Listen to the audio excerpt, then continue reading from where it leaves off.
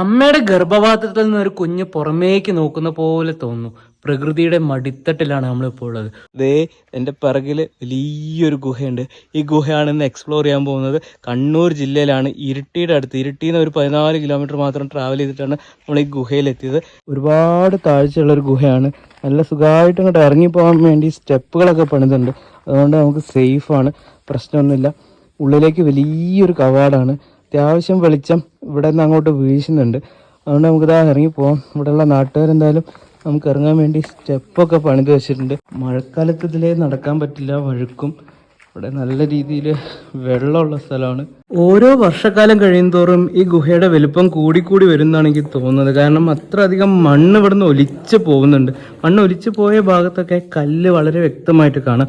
ആ കല്ല് ഇങ്ങനെ തേഞ്ഞ് വളരെ ഉരുളൻകല്ല് പോലെയുണ്ട്. പുഴകളിലൊക്കെ നമ്മൾ കാണുന്നില്ല, അതുപോലത്തെ ഉരുളൻകല്ലാണ് ഇവിടെ നിലത്ത് കിടക്കുന്നത്. അത്രയും മിനുസമായിട്ടുണ്ട്. അപ്പോൾ ഈ ഭാഗത്തൊക്കെ പക്ഷെ മണ്ണ് ഒലിച്ച് പോയിട്ടില്ല. അവിടെ എപ്പോഴും മുകളിൽ നിന്ന് വീണ് മണ്ണൊക്കെ കുറച്ച് ഇവിടെ അവശേഷിക്കുന്നുണ്ട്. ഇവിടെ വേറൊരു പ്രത്യേകതരം കാഴ്ച കാണിച്ചു തരാം കേട്ടോ. ചതുരത്തിൽ വെട്ടിയെടുത്തിട്ടുള്ള ഒരു കുളം പോലെ, കുളമല്ല ഒരു കിണർ തന്നെയാവാം. ദേ വെള്ളം ശേഖരിക്കാൻ വേണ്ടി ഇതൊരു പൈപ്പ് ഇട്ടിട്ടുണ്ട്. ഇതിൽ ശുദ്ധജലമാണ്. അപ്പോൾ ഒരു കിണറിൻ്റെ അത്ര ആഴത്തിലാണ് നമ്മളിപ്പോൾ ഉള്ളത്.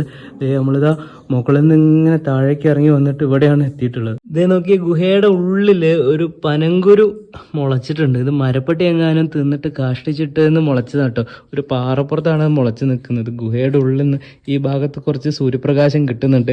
അത് ഊറ്റി കുടിച്ചിട്ട് ആ ചെടി അത്യാവശ്യം വളരാൻ ശ്രമിക്കുന്നുണ്ട്.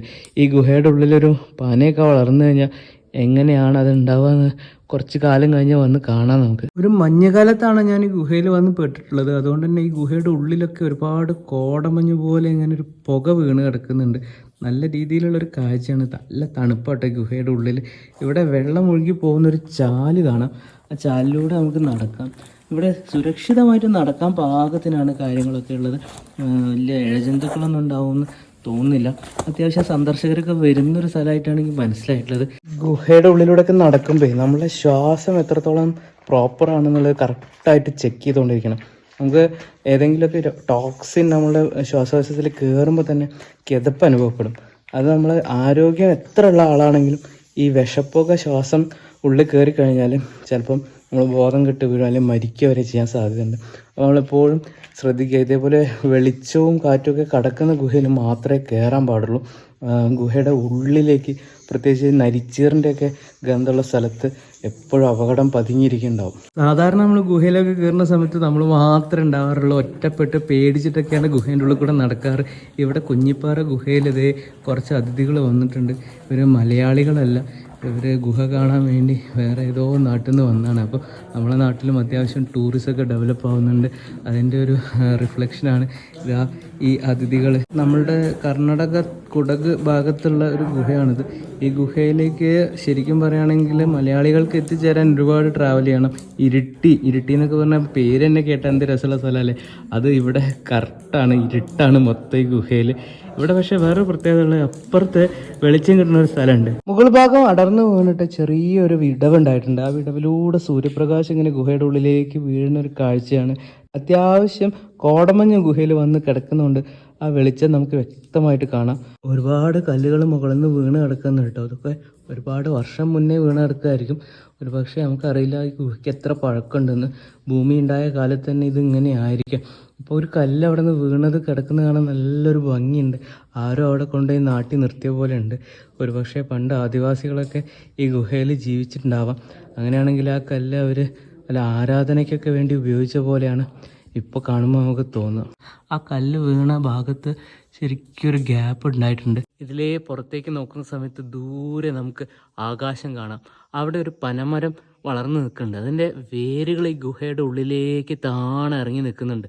സൂര്യപ്രകാശം മെല്ലെ അരിച്ചരിച്ച് ഗുഹയുടെ ഉള്ളിലേക്ക് ഇറങ്ങി താഴെ ഒരു സൂര്യപ്രകാശത്തിൻ്റെ ഒരു മതിൽ പണിയുന്നുണ്ട്. വല്ലാത്തൊരു നൃത്തമാണ് ആ പന നിൽക്കുന്നത്. അത് ചിലപ്പോൾ അതിൻ്റെ ഉള്ളിലേക്ക് വീഴുമെന്ന് തോന്നുന്ന രീതിയിലാണ്. ഇവിടെ താഴേക്ക് അതിൻ്റെ വേരുകൾ നിലത്ത് മുട്ടാനായിട്ടില്ല, പക്ഷേ അതിനുള്ള ശ്രമമാണ് നടത്തിക്കൊണ്ടിരിക്കുന്നത്. കുറേ നാരുകൾ ഗുഹയുടെ മുകളിൽ നിന്ന് താഴേക്ക് തൂങ്ങി കിടക്കുന്നുണ്ട്. ചുവന്ന നിറത്തിലൊക്കെയുള്ള നാരുകൾ ആദ്യം കണ്ടപ്പോൾ മരത്തിൻ്റെ വേരുകൾ ഇവിടെ എത്തിയതാണെന്ന് വിചാരിച്ചു. പക്ഷെ സൂക്ഷിച്ച് നോക്കിയപ്പോഴാണ് മനസ്സിലായത് അത് ചുവന്ന നാരുകളാണ്. കുങ്കുമത്തിൽ ചാർത്തിയിട്ട് ഇവിടെ കൊണ്ടുപോയി ആണിയടിച്ച് തറച്ച് വെച്ചിരിക്കുകയാണ്. ഇത് ഒരു പക്ഷേ ആഭിചാരക്രിയകളുടെയൊക്കെ ഭാഗമായിട്ട് പ്രേതങ്ങളെ ആവാഹിച്ച് ഇവിടെ ആണി അടിച്ചതാവാം. അങ്ങനെയാണെങ്കിൽ ഇത് ഒരു ആഭിചാരക്രിയയൊക്കെ നടത്തുന്നതിൻ്റെ ഭാഗമായിട്ട് ചെയ്തുകൊണ്ടിരിക്കുന്നത്. ആൾക്കാരുടെ കൈയെത്താത്ത ദൂരത്താണ് ഈ ആണി മുഴുവൻ അടിച്ചിരിക്കുന്നത്. അങ്ങനെ നോക്കുന്ന സമയത്ത് നമ്മൾ വന്ന് പെട്ടിരിക്കുന്നത് ശരിക്കും ഒരു ഡെവിൾസ് കേവിലാണ് കേട്ടോ. കുഞ്ഞിപ്പാറ കേവിൽ നിങ്ങൾ ഇതേപോലത്തെ കാഴ്ചകളൊക്കെ ഉണ്ട് എന്ന് ഓർക്കുക. അപ്പം മനസ്സിന് ബലമുള്ള ആൾക്കാർ മാത്രം അങ്ങോട്ട് കയറി വന്നാൽ മതി. ഇതേപോലുള്ള ആവാഹിച്ച് കയറ്റിയുള്ള ഏതെങ്കിലും യക്ഷിയൊക്കെ ഇവിടെ നിന്ന് ആണി പറിച്ച് പുറത്തിറങ്ങിയിട്ടുണ്ടെങ്കിൽ നിങ്ങൾ മേത്ത് കൂടും, സൂക്ഷിക്കുക. ഗുഹയുടെ തറ ഇവിടെയാണ്. നമ്മളിതാ ഗുഹയുടെ മുകളിൽ ഒരാൾക്ക് എത്താവുന്നതിനേക്കാളും മുകളിലാണ് ആണി അടിച്ച് കയറ്റിയിട്ടുള്ളത്. ഞാൻ വെറുതെ പറയല്ല, നിങ്ങൾ ശരിക്കും സൂക്ഷിച്ച് നോക്കിയാൽ കാണാം ഇവിടെ ഒരുപാട് സ്ഥലത്ത് ആണി അടിച്ചിട്ട് ചുവന്ന നാരുകൾ തൂക്കിയിട്ടിട്ടുണ്ട്. ഈ സൂക്ഷിച്ച് നോക്കിയ ആണികൾ കാണാം. ഒരു 1 2 3 4 ആണികളൊക്കെ ഉണ്ട്. കുട്ടിക്കാലം മുതൽ കേൾക്കുന്നതാണ് പ്രേതത്തിനെ ആണി അടിച്ചിട്ട് തറയ്ക്കുക എന്നുള്ളത്. ഇവിടെ വന്നപ്പോൾ നേരിട്ട് കാണാൻ സാധിച്ചു. അങ്ങനത്തെ കാര്യങ്ങളൊക്കെ ഇപ്പോഴും നാട്ടിൽ ആൾക്കാർ ചെയ്തുകൊണ്ടിരിക്കുന്നുണ്ട്. അന്ധവിശ്വാസമായിരിക്കാം, എന്തായാലും ഇവിടെ ഈ ഗുഹ അതിനു വേണ്ടി ഉപയോഗിച്ചുകൊണ്ടിരിക്കുകയാണ്. ഗുഹയുടെ ഉള്ളിലുള്ള ആ ഒരു സ്പേസ് ഇതേപോലുള്ള കാര്യങ്ങൾക്കും കൂടി ഉപയോഗിക്കാമെന്ന് പറഞ്ഞാൽ നമുക്ക് വിശ്വസിക്കാൻ പറ്റുമെന്ന് അറിയില്ല. എന്തായാലും ഇതൊരു മിസ്റ്റിക് ആയിട്ടുള്ള സ്ഥലമായിട്ട് മാറാണ്. ഒരു ടൂറിസം പർപ്പസിന് വേണ്ടി ഉപയോഗിക്കേണ്ട സ്ഥാനങ്ങൾ ഇതേപോലെ ആഭിചാരക്രിയയും അന്ധവിശ്വാസങ്ങളൊക്കെ പടർത്താൻ വേണ്ടിയാണ് ഇപ്പോൾ ഉപയോഗിച്ചുകൊണ്ടിരിക്കുന്നത്. പിന്നെ ശ്രദ്ധിച്ച് നോക്കിയപ്പോഴാണ് മനസ്സിലായത്, ഈ ഭാഗത്ത് മാത്രം ചുവന്ന നിറത്തിൽ ചുമരിൻ്റെ മുകളിൽ പതിഞ്ഞ് കിടക്കുന്ന മുഴുവൻ കുങ്കുമമാണ്. കുങ്കുമം വാരി വിതറിയിരിക്കുകയാണ്. ഇത് ഈ ആഭിചാരക്രിയയുടെ ചടങ്ങുകളുടെ ഭാഗമായിട്ട് ചെയ്തിരിക്കുകയാണ്. ഇവിടെ ഗുഹയിൽ താഴെ തറയിലൊക്കെ നോക്കിക്കഴിഞ്ഞാൽ അതേപോലത്തെ പല കാഴ്ചകളും നമുക്ക് കാണാം. ഒരു പക്ഷേ ഇപ്പോഴും വളരെ അടുത്ത കാലത്ത് പോലും അത്തരം കാര്യങ്ങൾ ചെയ്യുന്നുണ്ട്. ചോര വീണ് കിടക്കുന്ന പോലെയാണ് ഈ കുങ്കുമത്തിൻ്റെ പാടുകൾ നിലത്ത് വീണ് കിടക്കുന്നത്. ഈ അടുത്ത കാലത്ത് തന്നെ ചെയ്തുകൊണ്ടാണ് ഇതൊക്കെ ഇപ്പോഴും ഇവിടെ കാണാൻ സാധിക്കുന്നത്. നമുക്ക് ചുമരിൽ മറ്റ് സ്ഥലത്ത് പല സ്ഥലത്തും ഇല്ലാത്തൊരു ചുവന്ന നിറം എന്തുകൊണ്ട് ഇവിടെ വന്നു എന്നുള്ളത് ശരിക്കും മനസ്സിലാക്കണം. അത് ആദ്യം ഞാൻ വിചാരിച്ച് പായലോ പൂപ്പലോ അങ്ങനെ എന്തൊക്കെ ആയിരിക്കുന്നതാണ്. പക്ഷെ ഇവിടെയൊക്കെ വെളുത്ത നിറത്തിലാണ്. ഈ ഭാഗത്തേക്ക് വരുമ്പോൾ മാത്രമാണ് ചുവപ്പ് കാണുന്നത്. അത് കൃത്രിമമായിട്ട് എറിഞ്ഞു പിടിപ്പിച്ച കുങ്കുമമാണ്. ഗുഹയുടെ സൈഡിലൂടെയൊക്കെ നമുക്ക് സുഖമായിട്ട് ഇങ്ങനെ നടക്കാം. ഒരുപാട് ആൾക്കാർ പെരുമാറിയ ഒരു പാടുകൾ അല്ലെങ്കിൽ ഒരു നടവഴി തന്നെ ഈ ഗുഹയിലൊക്കെ ഉണ്ടായിട്ടുണ്ട്. ഇതിൻ്റെ സൈഡിലൂടെ ഇങ്ങനെ നടന്നു കഴിഞ്ഞാൽ ഗുഹയുടെ അറ്റത്തേക്ക് നമുക്ക് പോകാൻ പറ്റും.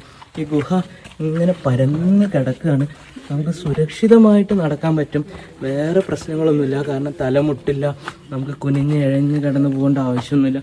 ഇതിലിങ്ങനെ നടന്നു കഴിഞ്ഞാൽ നമുക്ക് ഗുഹയുടെ മറ്റൊരു ഭാഗത്തേക്ക് എത്താൻ പറ്റും. ഓരോരുത്തരും അവിടെ ഇവിടെയും പതുങ്ങിയിരിക്കുന്നുണ്ട് കേട്ടോ.